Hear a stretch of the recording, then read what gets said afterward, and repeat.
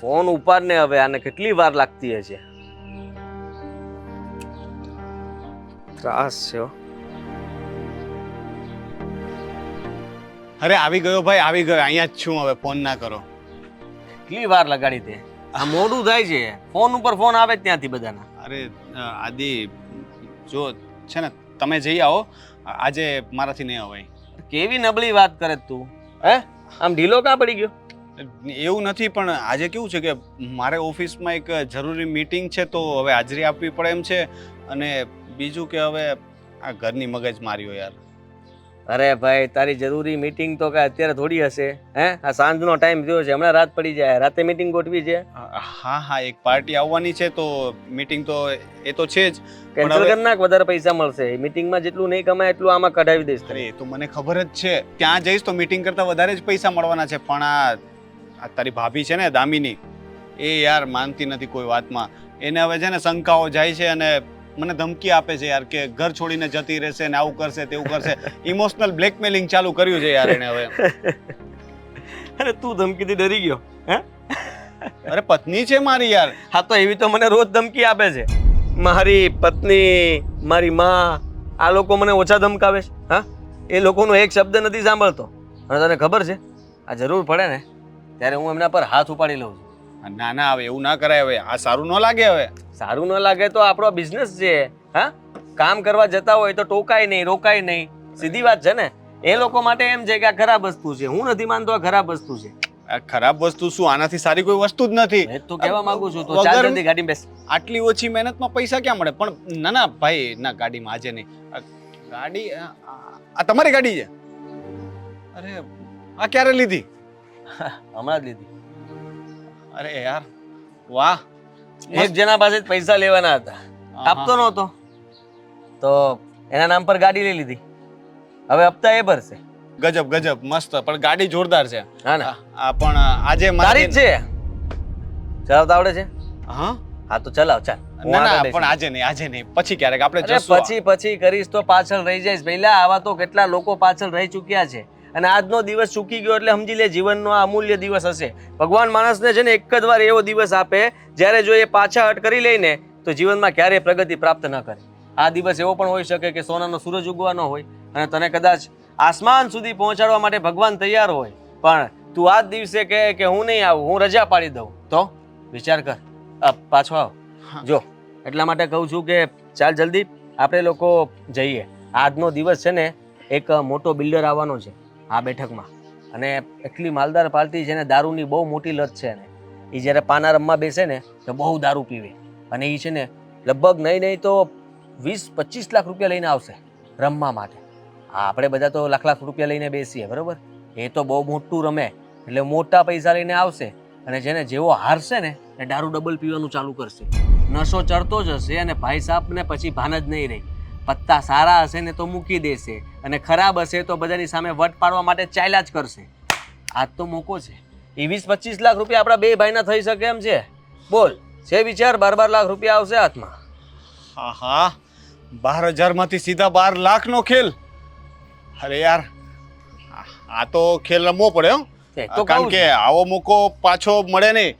લાગે છે ભગવાન આજે કઈક ઈશારો કરી રહ્યા છે. આ 12 લાખ જેવું કઈક લાગે તો છે. હા, અને પછી આમાં તને જો વિચારો આવે કે મારી પત્ની મને રોકતી હતી, ટોકતી હતી, આવું બધું વિચારીશ તો ક્યારે જીવનમાં આગળ નહીં વધી શકે. અરે યાર, પણ પાછું તે ક્યાં યાદ કરાવી દીધું? પાછી મારી હિંમત તૂટી ગઈ. અરે હિંમત ક્યાંથી તૂટે? તું મજબૂત માણસ છે. અરે લોખંડી પુરુષ કહેવાય તું. અરે સ્ત્રી સામે આજ સુધીમાં કોઈ નથી જીતી શક્યું. યમરાજે હારી ગયા હતા ભાઈ. હા, પણ હવે તો આપણે બદલાવવું પડશે ને. હવે એ ત્યારે હારી ગયા હતા, હવે તો પુરુષ ક્યારેક તો જીતશે ને. હવે તું કદાચ આ સાહસ કરીશ તો તું જીતી શકીશ. અને એકવાર તારી જેમ બધા વિચારો પુરુષો બદલી લેશે ને તો સ્ત્રી સામે જીતવામાં વાર નહીં લાગે. આ તો શું છે, બધાને ટેવ પડી ગઈ છે કે સ્ત્રી પાસે આપણું કોઈનું હાલતું નથી, એટલે બધા માઈક આંગલા થઈ ગયા છે. પણ એકવાર મરદ મુજાળો થઈને બતાવી દે કે હું કોણ છું અને હું શું કરી શકું, અને તમે લોકો અમે કહીએ એમ જ કરો, એનાથી વધારે કાંઈ ન કરી શકો. અરે હા, પણ હવે યાર પેલું મીટિંગ નું શું કરવું એ જરાક વિચારું છું. અરે કહી દે ને ભાઈ, કાલની સવારની ગોઠવી નાખ ને. મીટિંગ જ છે ને, કહી દે ઇમરજન્સી કેસ છે, મારી વાઈફને એડમિટ કરી છે, બીજું શું હોય. અરે ના ના, બોસ છે ને એમની વાઈફને, મારી વાઈફ ફ્રેન્ડ છે, એ પાછા ફોન કરીને વાત કરી લેશે એટલે તો મને કહી દે કે પડોશીના કામથી ગયો છું. અને દામિનીને શું કહું? એને કહેજે ને ભાઈ મીટિંગ છે, મીટિંગમાં લેટ પણ થશે. એમ પણ તું મીટિંગમાં તો જવાનો જ છે ને, તો ઘરે તો એ જ કહેવાનું છે કે તું મીટિંગમાં જાય છે, પણ તું જાતો નથી મીટિંગમાં, તું આવે છે મારી સાથે મીટિંગમાં. ઓકે ઓકે ચાલ ચાલ ત્યારે ચલાવ, હું હા આગળ બેસું. હા અ,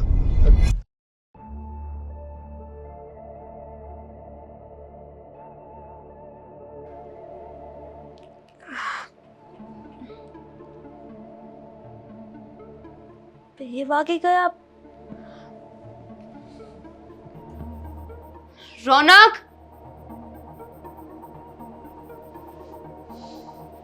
કોને બોલાવી રહી છું? રાતના 2 વાગ્યા છે, પણ જરાય બુદ્ધિ નથી કે ઘરે જાય. ઘરે એમની પત્ની રાહ જોતી હશે. ફોન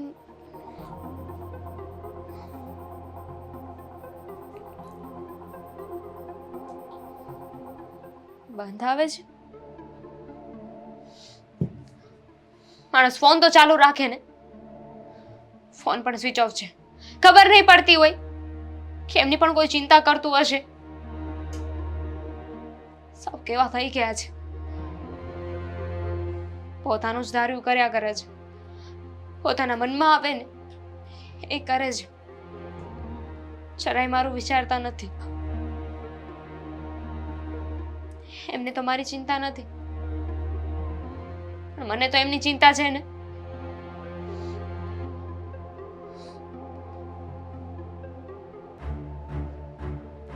ક્યારે આવશે? 2 વાગ્યા છે, ઘરે હું એકલી છું.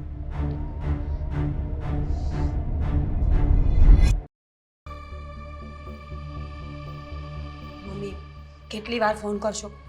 તમે સવારના ફોન કરો છો પણ એ ઉઠાવે છે તમારો ફોન? તો શું કરું? મને તો સમજ નથી પડતી કે આ છોકરો ક્યાં ગયો છે. ફોન ઉપાડતો નથી અને કઈ એના સમાચાર પણ નથી. ભૂલ મારી જ છે. કાલ ન રોક્યા હોત ને તો સારું હતું. મેં કાલે એમને રોક્યા હતા રાત્રે કે રાત્રે બહાર નથી જવું, સવારે જજો. બહુ ગુસ્સે થયા અને મને થપ્પડ પણ મારી દીધી. હા, આ બધું તું મને અત્યારે કહે છે? તો શું કરું મમ્મી? એક તો એમના ટેન્શનમાંથી ઊંચી નથી આવતી અને હવે આ બધી વાત કરવાનો સમય ક્યાં છે? ઘરે આવી જાય ને તો બસ.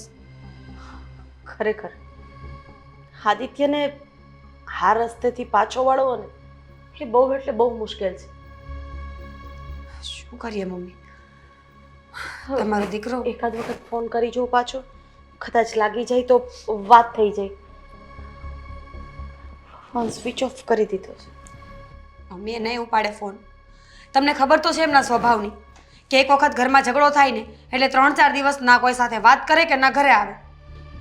ખબર નહીં આ ફોન ન ઉપાડવાની આદત ક્યારેક લઈ ડૂબશે એમને. અરે નાની નાની ચિંતામાં મને પ્રેશર વધી જાય છે ને ઘટી જાય છે. મમ્મી પ્લીઝ તમે તમારી તબિયત તો સાચવો. હું એમનું ધ્યાન રાખું કે તમારું? મારાથી આ બધું હેન્ડલ નથી થતું એકલા. પણ બીજું કંઈ બોલીને ગયો છે? ક્યારે આવશે, શું આવશે, કંઈ કીધું એણે? ના, ફક્ત એટલું કહ્યું છે કે જુગાર રમવા જાઉં છું અને મને મરજી પડશે ત્યારે ઘરે આવીશ. મેં રોક્યા તો મારી સાથે બહુ ઝઘડો કર્યો. મને લાગે છે કે આ ઝઘડો થયો એટલે જ નહીં આવ્યા હોય ને. ના ના, એમ તો એ મન ઉપર લે એવો નથી, પણ સાચું કહું ને બેટા તો એનું વર્તન દિવસે ને દિવસે બદલાતું જાય છે. અરે 2 દિવસ પહેલા એણે મારી પર હાથ પણ ઉગામ્યો હતો. હા મમ્મી, કહ્યું એમણે મને કે મારે એને મમ્મીને એટલો ઝઘડો થયો કે મેં હાથ ઉપાડ્યો અને કાલ મને પણ મારી, મારા પર પણ હાથ ઉપાડી લીધો. સમજાતું નથી કે આદિત્ય કરવા શું માંગે છે. મમ્મી, એના કોઈ ફ્રેન્ડનો નંબર હોય તો એને ફોન કરીએ. હા, એવું હોય તો રોનકનો નંબર હશે મારી પાસે, ટ્રાય કરો ને. હું ફોન કરું. હા, ચશ્મા વગર દેખાશે નહીં. રોનકનો જ નંબર છે ને? હા.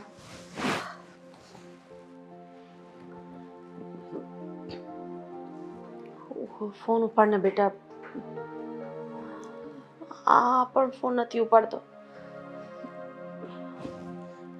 કાપી નાખે છે ફોન. એ ભગવાન, આ ક્યાં જાય છે એ ખબર હોત ને તો એ જગ્યાએ જઈને રૂબરૂ વાત કરી લેત, ઘરે લઈ આવત પાછા. પણ રોજ નવી નવી જગ્યાઓ પર રખડે છે, કેમ ખબર કે ક્યાં આવશે? મારું તો મગજ કામ નથી કરતું બેટા. કંઈ નહીં, આજથી આપણે નક્કી કરીએ ને જે કરવું છે ને એ કરવા દઈએ. જો આપણે વચ્ચે આવશું ને તો આ ઘર છોડીને ક્યાંક જતો રહેશે તો આપણે બંને નિરાધાર થઈ જશું. ના મમ્મી, એવું નથી કરવું. તમારી વાત સાચી છે. આજ પછી આપણે એમને કંઈ જ નહીં કહીએ, પછી તો એ કંઈ નહીં બોલે ને. એને એટલું જ જોતું છે કે બસ એનો રસ્તો ખુલી જાય, એને ઘરમાં કોઈ કંઈ કહે જ નહીં, અને મન ફાવે ત્યારે આવે અને મન ફાવે ત્યારે ઘરની બહાર જાય.